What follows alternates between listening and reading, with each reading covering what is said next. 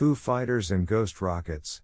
In November 1944, pilots flying over Western Europe by night began reporting fast-moving round glowing objects following their aircraft. The objects, nicknamed Kraut fireballs or Foo Fighters, were variously described as fiery, and glowing red, white, or orange.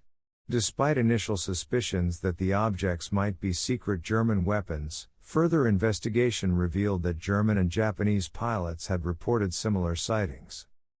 In 1946 and 1947, numerous reports occurred of so-called ghost rockets appearing over Scandinavian countries, primarily Sweden, which then spread into other European countries.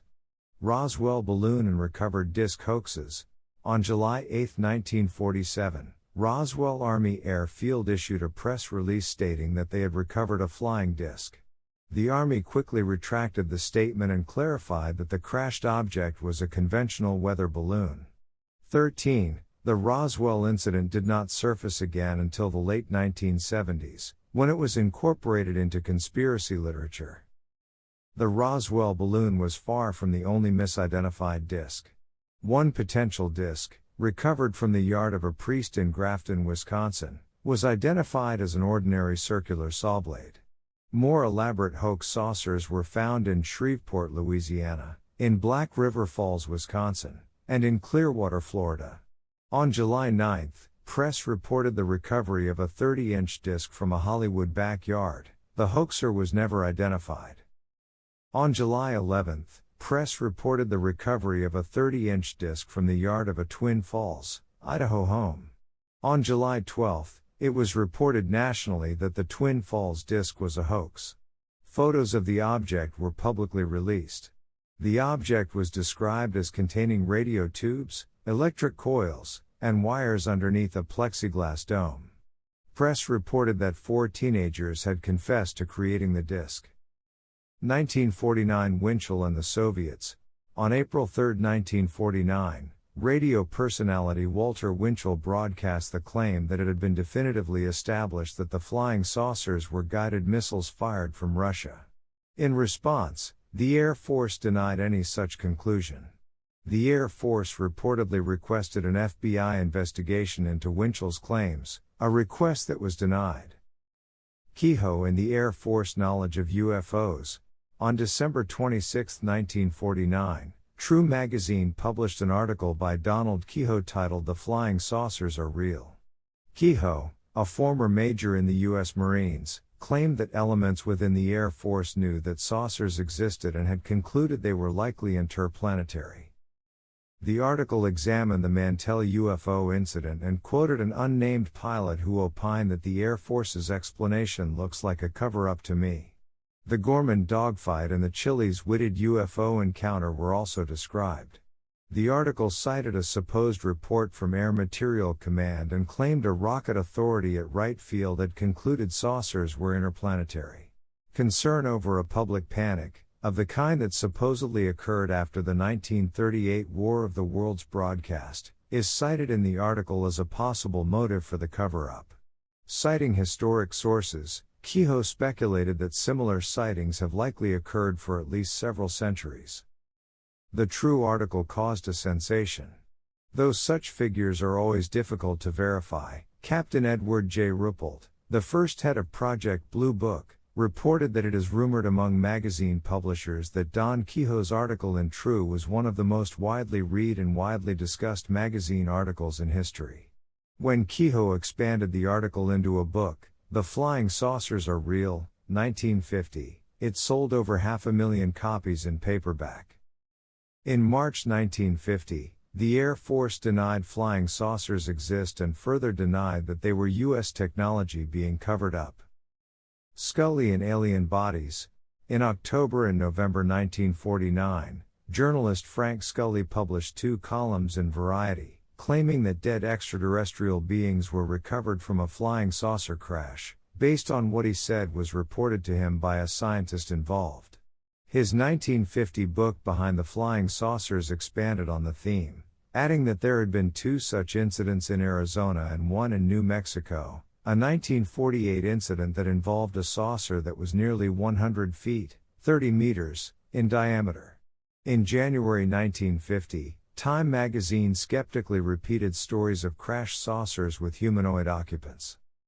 It was later revealed that Scully had been the victim of two veteran confidence artists. In 1952 and 1956, True magazine published articles by San Francisco Chronicle reporter John Philip Kahn that exposed Newton and Dr. G, identified as Leo H. Bauer, as oil con artists who had hoaxed Scully. The 1950s saw an increase in both governmental and civilian investigative efforts and reports of public disinformation and suppression of evidence. The UK Ministry of Defence's UFO project has its roots in a study commissioned in 1950 by the MOD's then Chief Scientific Advisor, radar scientist Henry Tizard.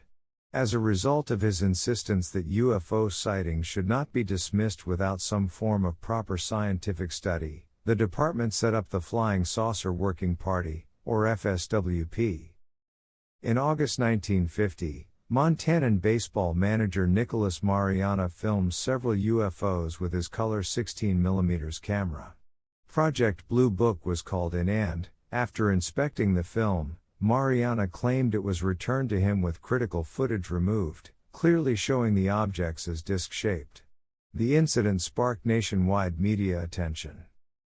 Canadian radio engineer Wilbert B. Smith, who worked for the Canadian Department of Transport, was interested in flying saucer propulsion technology and wondered if the assertions in the just published Scully and Kehoe books were factual. In September 1950, he had the Canadian Embassy in Washington, D.C., arrange contact with U.S. officials to try to discover the truth of the matter. Smith was briefed by Robert Sarbecher, a physicist and consultant to the Defense Department's Research and Development Board.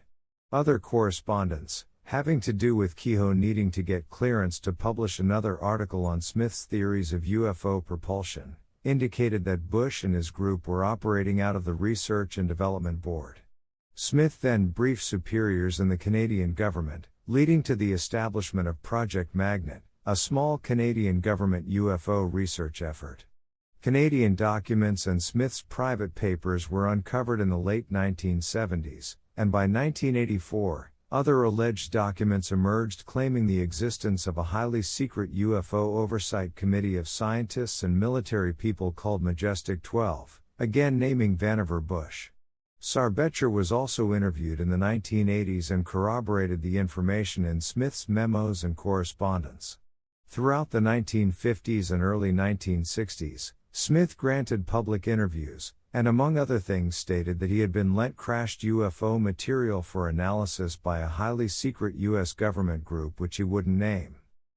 A few weeks after the Robertson panel, the Air Force issued Regulation 200-2, ordering Air Base officers to publicly discuss UFO incidents only if they were judged to have been solved, and to classify all the unsolved cases to keep them out of the public eye.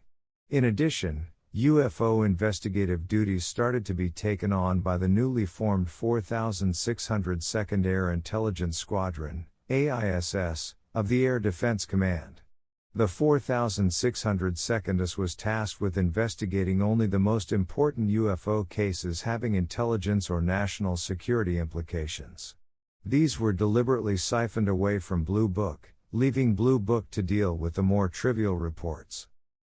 Kehoe and the Flying Saucer Conspiracy. In 1955, Donald Kehoe authored a new book that pointedly accused elements of the United States government of engaging in a conspiracy to cover up knowledge of flying saucers. Kehoe claims the existence of a silence group of orchestrating this conspiracy. Historian of folklore Curtis Peebles argues, the flying saucer conspiracy marked a shift in Kehoe's belief system. No longer were flying saucers the central theme, that now belonged to the silence group and its cover-up. For the next 2 decades, Kehoe's beliefs about this would dominate the flying saucer myth.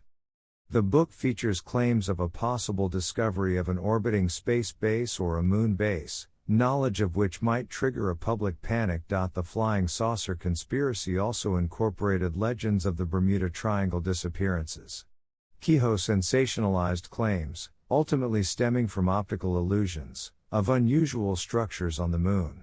Carl Allen and the Philadelphia Experiment. In 1955, Morris K. Jessup achieved some notoriety with his book The Case for the UFO, in which he argued that UFOs represented a mysterious subject worthy of further study. Jessup speculated that UFOs were exploratory craft of solid and nebulous character. Jessup also linked ancient monuments with prehistoric superscience. In January 1956, Jessup began receiving a series of letters from Carlos Miguel Allende, later identified as Carl Meredith Allen. Allende warned Jessup not to investigate the levitation of UFOs and spun a tale of dangerous experiment in which Navy ship was successfully made invisible, only to inexplicably teleport from Philadelphia to Norfolk, Virginia before reappearing back in Philadelphia. The ship's crew was supposed to have suffered various side effects, including insanity, intangibility, and being frozen in place.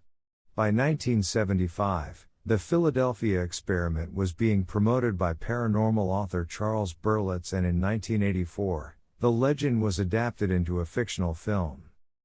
In 1957, Jessup was invited to the Office of Naval Research, where he was shown an annotated copy of his book that was filled with handwritten notes in its margins, written with 3 different shades of blue ink, appearing to detail a debate among 3 individuals. They discussed ideas about the propulsion for flying saucers, alien races, and expressed concern that Jessup was too close to discovering their technology. Jessup noticed the handwriting of the annotations resembled the letters he received from Allen. 12 years later, Allen would say that he authored all of the annotations in order to scare the hell out of Jessup. The Jessup book with Allen's scribbled commentaries gained a life of its own when the Varro Manufacturing Corporation of Garland, Texas, who did contract work for ONR, began producing mimeographed copies of the book with Allen's annotations and Allen's letters to Jessup. These copies came to be known as the Varro edition.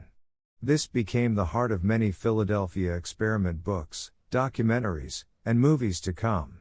Over the years, various writers and researchers who tried to get more information from Carl Allen found his responses elusive, or could not find him at all. Edward Ruppelt and the Report on Unidentified Flying Objects. Ruppelt was a captain in the U.S. Air Force who served as Director of Official Investigations into UFOs, Project Grudge and Project Blue Book. 55. In 1956, Ruppelt authored the Report on Unidentified Flying Objects, a book that has been called the most significant of its era. The book discussed the Twining Memo, which initiated UFO investigation, and the rejected 1948 estimate of the situation. Ruppelt criticized the Air Force's handling of UFOs investigations. Historian Curtis Peebles concludes that the book should have ended the speculation about an Air Force cover-up. In fact, Ruppelt's statements were converted into support for the cover-up. Gray Barker and the Men in Black. 1956 saw the publication of Gray Barker's They Knew Too Much About Flying Saucers, the book which publicized the idea of men in black who appear to UFO witnesses and warn them to keep quiet. There has been continued speculation that the men in black are government agents who harass and threaten UFO witnesses. According to the Skeptical Inquirer article Gray Barker, my friend, the myth maker, there may have been a grain of truth to Barker's writings on the men in black, in that government agencies did attempt to discourage public interest in UFOs during the 1950s. However, Barker is thought to have greatly embellished the facts of the situation.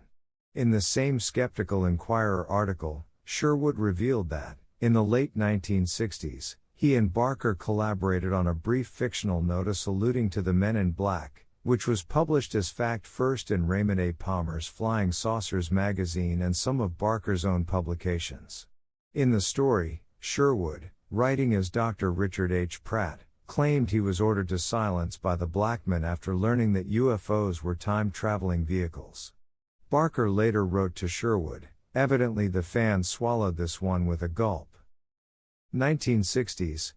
Throughout much of the 1960s, atmospheric physicist James E. McDonald suggested, via lectures, articles and letters, that the U.S. government was mishandling evidence that would support the extraterrestrial hypothesis. Jacques Vallée and the Pinnacle Memorandum.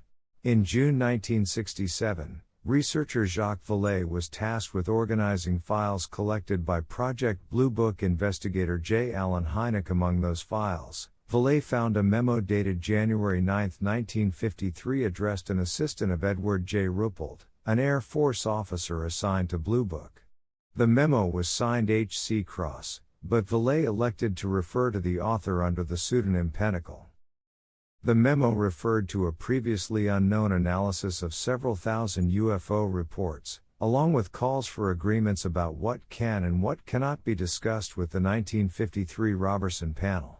Writing in his 1967 journal, Vallée expressed the opinion that the memo, if it were published, would cause an even bigger uproar among foreign scientists than among Americans. It would prove the devious nature of the statements made by the Pentagon all these years about the non-existence of UFOs.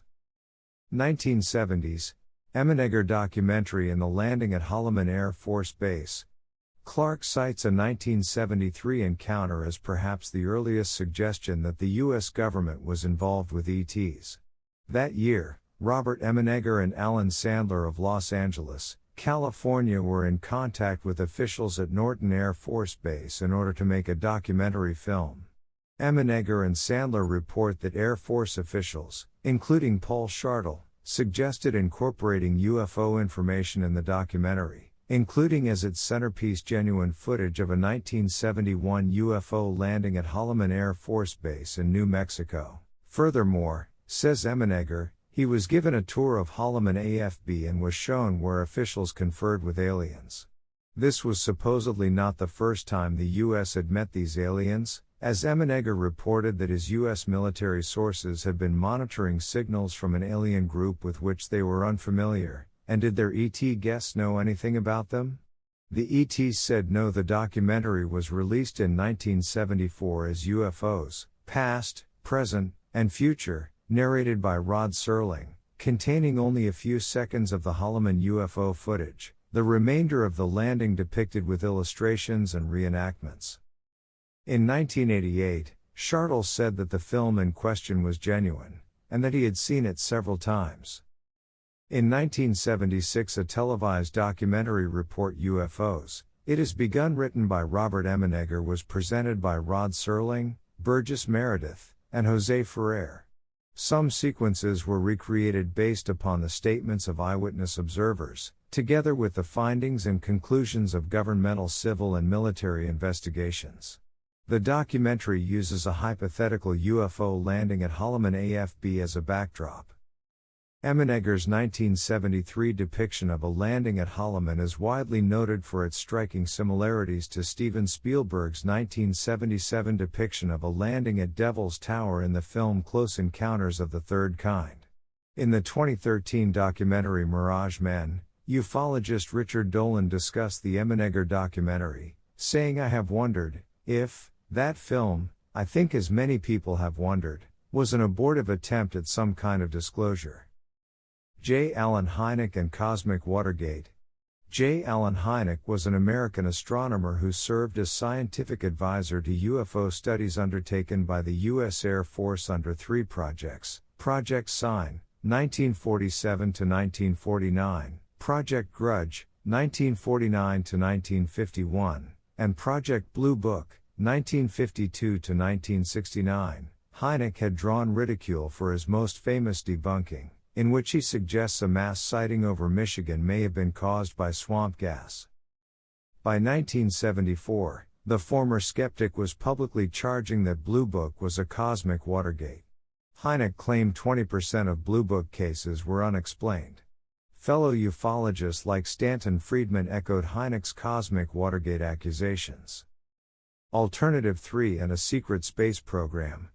Jerome Clark comments that many UFO conspiracy theory tales can be traced to a mock documentary Alternative 3, broadcast on British television on June 20, 1977, but intended for April Fool's Day, and subsequently turned into a paperback book.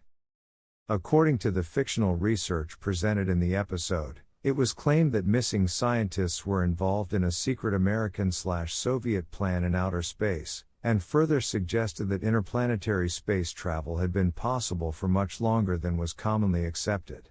The episode featured a fictional Apollo astronaut who claims to have stumbled on a mysterious lunar base during his moonwalk. It was claimed that scientists had determined that the Earth's surface would be unable to support life for much longer, due to pollution leading to catastrophic climate change. Physicist Dr. Carl Gerstein, played by Richard Marner, claimed to have proposed in 1957 that there were three alternatives to this problem. The first alternative was the drastic reduction of the human population on Earth. The second alternative was the construction of vast underground shelters to house government officials and a cross-section of the population until the climate had stabilized. The third alternative, the so-called Alternative 3, was to populate Mars via a way station on the Moon.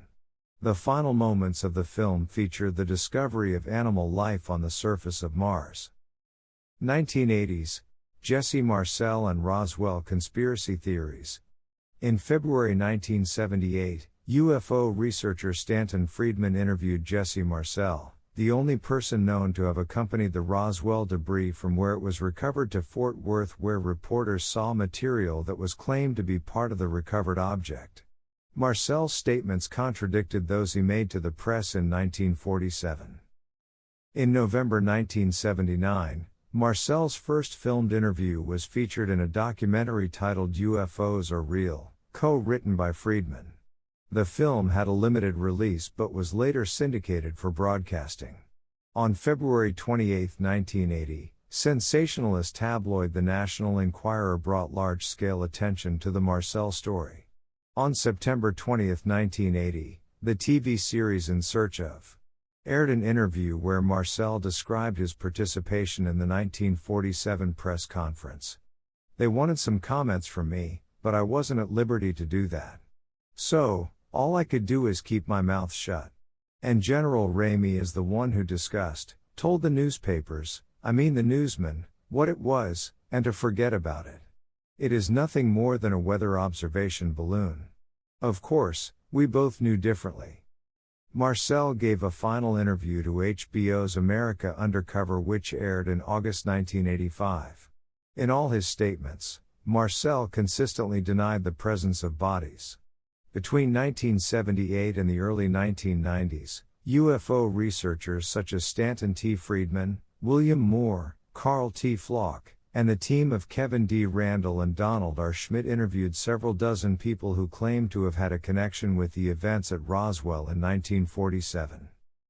In the 1990s, the U.S. military published two reports disclosing the true nature of the crashed aircraft, a surveillance balloon from Project Mogul. Nevertheless, the Roswell incident continues to be of interest to the media, and conspiracy theories surrounding the event persist. Roswell has been described as the world's most famous, most exhaustively investigated and most thoroughly debunked UFO claim. Gordon Cooper. By 1981, better source needed, astronaut Gordon Cooper reported suppression of a flying saucer movie filmed in high clarity by two Edwards AFB range photographers on May 3, 1957. Cooper said he viewed developed negatives of the object, clearly showing a dish-like object with a dome on top and something like holes or ports in the dome. When later interviewed by James McDonald, the photographers and another witness confirmed the story. Cooper said military authorities then picked up the film and neither he nor the photographers ever heard what happened to it. The incident was also reported in a few newspapers, such as the Los Angeles Times. The official explanation was that the photographers had filmed a weather balloon distorted by hot desert air. Majestic 12. The so-called Majestic 12 documents surfaced in 1982, suggesting that there was secret, high-level U.S. government interest in UFOs dating to the 1940s. Upon examination, the Federal Bureau of Investigation, FBI, declared the documents to be completely bogus, and many ufologists consider them to be an elaborate hoax. The term extraterrestrial biological entities, or EBAs, was used in the MJ-12 documents. George C. Andrews and Milton William Cooper. In 1986, conspiracy theorist George C. Andrews authored Extraterrestrials Among Us, accusing the CIA of the Kennedy assassination. Scholar of extremism Michael Barkun notes that Andrews' political views are almost indistinguishable from those associated with militias, only his placement of extraterrestrials at the pinnacle of conspiracies identifies him as a ufologist.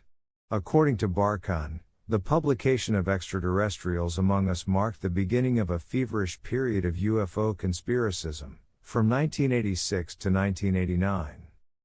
Citing Andrews as a source, in 1991 the UFO conspiracy author Bill Cooper published the influential conspiracy work Behold a Pale Horse, which claimed that Kennedy was killed after he informed Majestic 12 that he intended to reveal the presence of aliens to the American people. Behold a Pale Horse became wildly popular with conspiracy theorists and went on to be one of the most read books in the U.S. prison system. According to Michael Barkun, the theories of Andrews and Cooper helped create a conspiracist form of UFO speculation, which Jerome Clark refers to as ufology's dark side. Bob Lazar. In November 1989, Bob Lazar appeared in a special interview with investigative reporter George Knapp on Las Vegas TV station KLAS to discuss his alleged employment at S4. In his interview with Knapp, Lazar said he first thought the saucers were secret, terrestrial aircraft, whose test flights must have been responsible for many UFO reports. Gradually, on closer examination and from having been shown multiple briefing documents, Lazar came to the conclusion that the disks must have been of extraterrestrial origin. He claims that they use moscovium, an element that decays in a fraction of a second, to warp space. 1990s. The Branton Files are a series of documents espousing various conspiracy theories circulated on the Internet since at least the mid-1990s.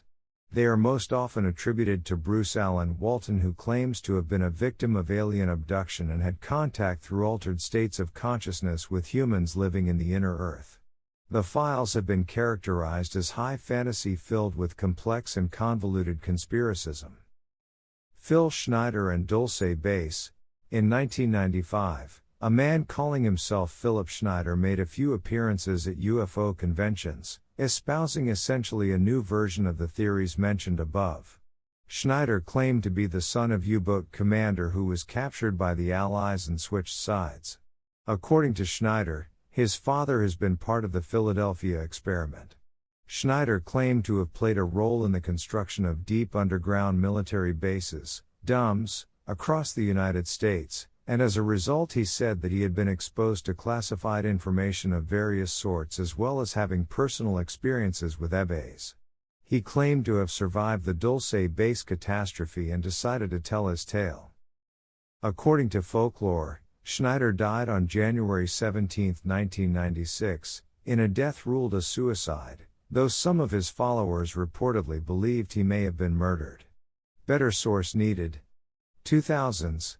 2003 saw the publication of Alien Encounters, by Chuck Missler and Mark Eastman, which primarily restated the notions presented above, especially Cooper's, and presents them as fact. Mod Secret Files. 8 files from 1978 to 1987 on UFO sightings were first released on May 14, 2008, to the National Archives website by the British Ministry of Defence. 200 files were set to be made public by 2012. The files are correspondence from the public sent to government officials, such as the Maud and Margaret Thatcher. The information can be downloaded. Copies of Lieutenant Colonel Halt's letter regarding the sighting at RAF Woodbridge to the UK Ministry of Defence were routinely released by the USA's base public affairs staff throughout the 1980s until the base closed. The MOD released the files due to requests under the Freedom of Information Act. The files included reports of lights in the sky from Britons. Conspiracy theories continue to this day about UFOs and unexplained objects that governments still keep secret, but why? Will we get to see them one day?